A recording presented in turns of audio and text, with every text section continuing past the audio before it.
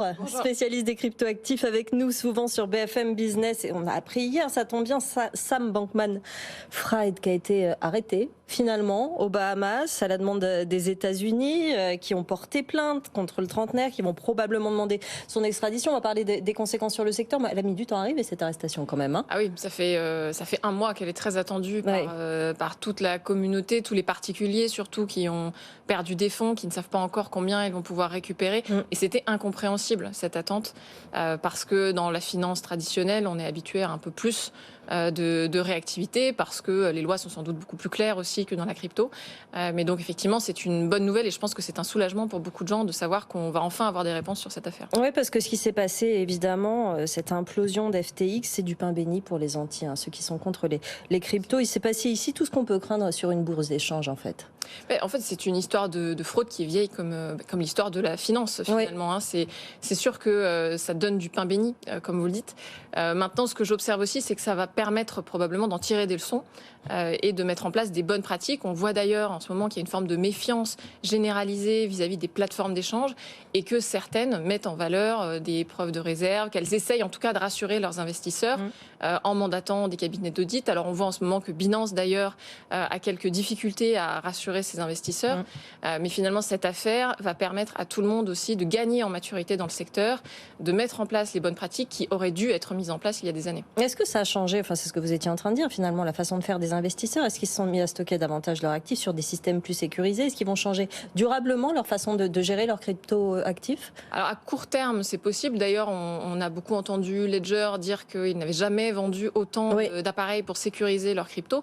Donc à court terme, effectivement, il va y avoir un retour de ce qu'on appelle la self-custody, donc le stockage de ces clés privées, de ces crypto-monnaies soi-même. Maintenant, à long terme, les plateformes d'échange ne vont pas du tout disparaître. On aura toujours besoin d'intermédiaires pour échanger ces euros contre de la crypto, pour échanger les crypto-monnaies entre elles. Donc à long terme, je pense que les plateformes d'échange vont continuer leur croissance et leur place prépondérante aussi dans ce secteur-là. Jean-Marc? Oui, non, moi ce qui me frappe dans cette affaire, c'est qu'effectivement, les partisans de ces cryptoactifs tenaient un peu un discours, on est contre le shérif de Nottingham, on est Robin des Bois, on va apporter... En fait, c'est pas du tout Robin des Bois, c'est-à-dire c'est des voleurs, mais ils n'ont pas volé le shérif, ils ont volé les gens qui leur ont apporté leur épargne. Oui, comme dans toute affaire de fraude, dans toute affaire de fraude.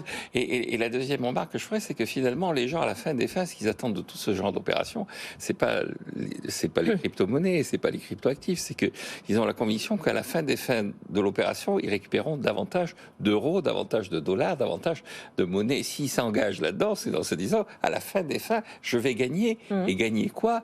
Des euros et des dollars. Et donc, derrière tout ça, il y a quand même encore, pour ceux qui défendent la théorie des crypto-monnaies, il y a encore du chemin à parcourir parce que les gens qui viennent vers eux sont quand même convaincus que le dollar et l'euro, ça reste les valeurs de référence. On parlait... Oui, Claire? Deux choses quand même. Il ne faut pas généraliser la fraude FTX à tous les acteurs crypto. Heureusement, la plupart d'entre eux font correctement leur travail, sinon ce serait très inquiétant. Et sur l'utilité des crypto-monnaies, il n'y a pas de doute. En France et dans les pays riches, c'est aujourd'hui un actif d'investissement plus qu'une monnaie d'échange. Maintenant, c'est pas le cas partout dans le monde. Le problème n'est pas le Bitcoin de toute façon. Le problème, c'est la bourse d'échange. Bien sûr, bien sûr. En fait, cette affaire ne remet pas en cause les fondamentaux des technologies décentralisées, notamment de Bitcoin.